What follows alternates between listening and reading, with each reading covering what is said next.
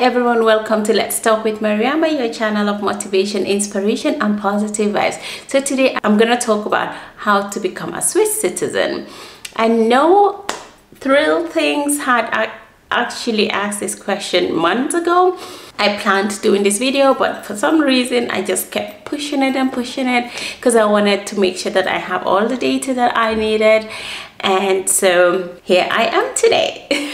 In this video, I'll be talking about my whole citizenship process of becoming a Swiss citizen and all the requirements, the different types that they have and all that. That's what I'll be discussing. There are 3 different ways to become a Swiss citizen. The first one is by paternal or maternal descent, and by means of naturalization, and we also have adoption by a Swiss parent. By means of naturalization or reinstatement, there are 3 different ways. They have the ordinary citizenship, simplified, and also the reinstatement of citizenship. So the first one, the ordinary, is the requirements are you have to live in Switzerland and work in Switzerland for at least 10 years, and you will be qualified if you want to apply for the citizenship. Of course, they have conditions that come with it, but that applies to everyone. It doesn't matter if you're going through the ordinary or the simplified or the reinstatement, which I'll be actually mentioning later in this video.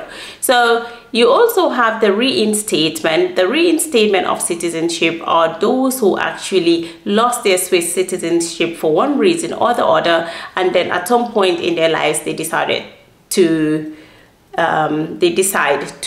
reapply and get back their citizenship. Then in my case, that's what you're interested in knowing. If you want to know one of these that I just mentioned in detail, you can still ask and I'll do them in detail. But my process was the simplified citizenship. The simplified citizenship you get through marriage. So I got mine through marriage because I am married to a Swiss citizen, so it was a simplified one. I didn't have to live in Switzerland for 10 years in order to apply, and because I didn't have the Swiss citizenship before, I didn't have to go through the reinstatement. The simplified citizenship process. You have to live and be married to a Swiss citizen for at least 5 years, and then you are qualified to apply for the citizenship. So people, like for me, there are so many reasons. In the beginning, I always thought, hey, you know, I can travel, I can do my stuff with my Gambian passport and all that, so I don't really need the Swiss citizenship or the Swiss passport and all that. But along the line, we've gone to vacations, we traveled a lot before, and then when our daughter came into the world, we still wanted to travel. And I remember the first place, of course, she came with me to the Gambia on 2 different occasions, but then when we decided to travel as a family, we thought we're just gonna do a simple trip and all that, but we went to Turkey, I remembered, with her. Then she was just 8 months old, and I thought at that moment, when we just sat down that weekend and then decided to buy our tickets, and I realized, oops, I needed to apply for a visa. My husband had to wait, so he didn't buy the tickets because he and my daughter didn't need a visa, so they had to wait on me to actually get my visa, and then we actually bought the tickets. So the practicality was super cool. Like, I thought at that moment, okay, now I think it's high time to actually apply for the citizenship, and I didn't have to go through the hustle of you know, applying for visas and all that. So that was quite practical, people. So if you're not in Switzerland and you're married to your partner is Swiss and you live in another country, you have to live you have to be married for 5 years and live with the person for 3 years, and then you can apply for the citizenship if you want. And then when you have these qualifications, then you have certain requirements. You cannot have any criminal records. Your tax payment needs to be on time. You cannot have any debts. You have to respect Swiss federal security or public security. You have to also respect the Swiss values. You have to be able to communicate in one of their official languages, that is the German, Italian, or French, or Retro-Romanish if you're living around that area. In my case, the requirement was to get at least B1 level of speaking German and then A2 of written German. And because I had all these requirements way before I was at the university, I studied my master's in German and I had the level way above what they needed, so it was not an issue at all. So I had actually fulfilled all these requirements. And then the other thing, one of the values that you need to get as a requirement is having no social benefits or assistance at all. If you are getting support or benefits from the social system, you are not qualified to actually apply for it. So these are the basic things that you need to have, and then you can apply if you want. But then every canton is different, would be every federal state is different. And then in my case, I live in Canton Zurich, so I had to apply, fill a form, send it to the Bund in Bern, and then it took about 5 to 6 months before I got a reply that everything was fine, the verifications were done and all that, and the documents were sent to Zurich, Canton Zurich. And then I got another form from Zurich that they received my application from Bern, and then I had to fill other forms for them and then resend that.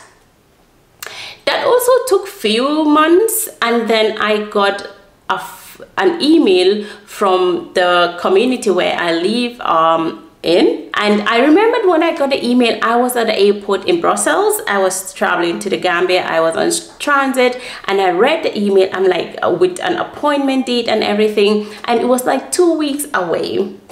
And I thought, and they mentioned some of the things that I needed to know about the Swiss political system, the Swiss culture, and basically to see my level of integration in Switzerland. And I thought I was going to be in the Gambia for 2 weeks. By the time I get back, it would be so tight for me to prepare myself and all that. I emailed them back that I was going to be away for 2 weeks, and I suggested another date where we could do the interview. And they were very, very professional and super efficient, like every Swiss, you know. They replied back, and then we eventually found a date for the interview. So 2 weeks on, people, I got back here. They give you so many informations that you can actually order books online or booklets on information on Switzerland and all that, and that was super helpful, I have to be honest. I ordered a booklet or the magazine, and it had all the information that I actually needed. It had a Swiss political system from the Bund, it had the Swiss society and everything like that. And then the canton where I live in Zurich, like I said, I had to read about it as well, the political system and all that, the setting, and then where I live in the community. So those were the 3 levels that I got myself prepared with. I know I took 2 weeks intensively. Then after 2 weeks, I actually got my interview. So with this early morning interview, it was at 9 o'clock in the morning or 8. I cannot remember, people. It's either 8 a.m. or 9 a.m. but it was super early. I got ready, and I felt ready, you know, for the interview. I didn't know what to expect. I had done a bit of research. I've watched few videos online, and everybody explaining how the process went, and it's quite difficult because like I said, every canton or state is different, so you cannot just simply say, okay, I'm gonna do it this way because they do it here that way. However, I went to the Gemeinde or the city council, I don't know, I think that's how it's called. I went to the Gemeinde, and these 2 wonderful ladies were just there, and then, you know, we exchanged greetings, and then I was led to a meeting room. They were very nice. I think the ice-breaking process of, hi, how are you? You know, how did you get to Switzerland? And what are you doing now? And the petty talk actually helped. It kind of like warmed up the whole place for us. Anyways, I felt comfortable right away with the 2 ladies. and they like, you know, just relax, and it's just a normal interview. We just want to see how integrated you are in the system, that's all. And they like, yeah, that's fine.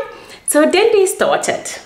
They had all their papers and everything like that, people. I was like so nervous at that moment. It was just mind-blowing. Anyways, then they started asking generally where Switzerland is located in Europe, and then they asked about the political system, about the Bundesräte, how many of them, who elects them. Then they went to the parliament, who elects the parliament. They talked about asked about the initiatives, what it means, how many people needed to have a signature to get an initiative going. Then they asked how many cantons they have, the youngest canton. That I didn't know. That was the question that I couldn't answer, people. And then they asked about certain dates, and they also asked me about to name 3 different Swiss dishes or typical dishes. People, I know all of them, but at that moment I could only name 2 and I forgot one.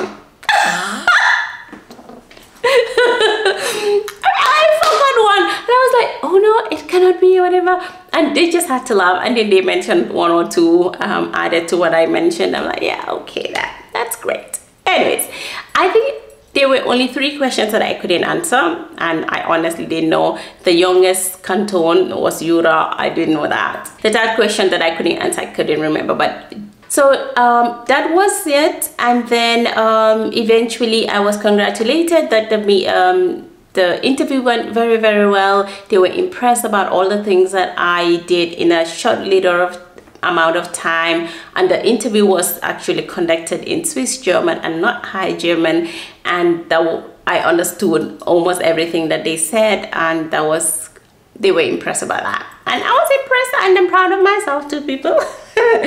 But yeah, that's how it went. And then eventually then they said, oh, you know, they are going to do a recommendation. They're going to write a recommendation. They cannot tell if the process is going to be positive or not, if I was going to get the citizenship or not. All they can do is recommend according to the interview, and then I will get a response in the next few weeks. And that was the end of the interview. It took 1 hour. So all in all, my whole process took about 12 to 13 months. And then the whole cost was about 900 Swiss francs that I paid for the whole process. And yeah, so it usually tells you online when you do the research, it could take up to 18 months. That is true. When they find certain irregularities, you might get a mail or things like that. But I didn't get any of those. So I think my process went quite smoothly, I must say. Reflecting on all these processes, I think integration plays quite a big role in becoming a Swiss citizen, because even if you get the passport, I find, and you're not integrated, it's just the passport that you have, but you cannot talk. You cannot actually keep a conversation when people really talk about Switzerland, because your knowledge is very, very limited. You're just within your own circle and all that. So I find for me as a person, it's not just getting the passport, but making sure that I know the culture, I can adapt to the culture, I can relate to the people, I can get my life going here as normal as possible, and not have to think about, oh, if I were in Gambia or if I were home, things would be better. I can make things better for myself here, and I can adapt by getting, you know, the values added to the values that I have. Like I always tell people, it's not forgetting about yourself or losing your values, but adding to your values. And I think that is just amazing. It has changed my life positively, and I've not regretted it, and I recommend you all to think about it. Until next week, Trill Things, I hope you're happy with this video. Have a good time. Bye.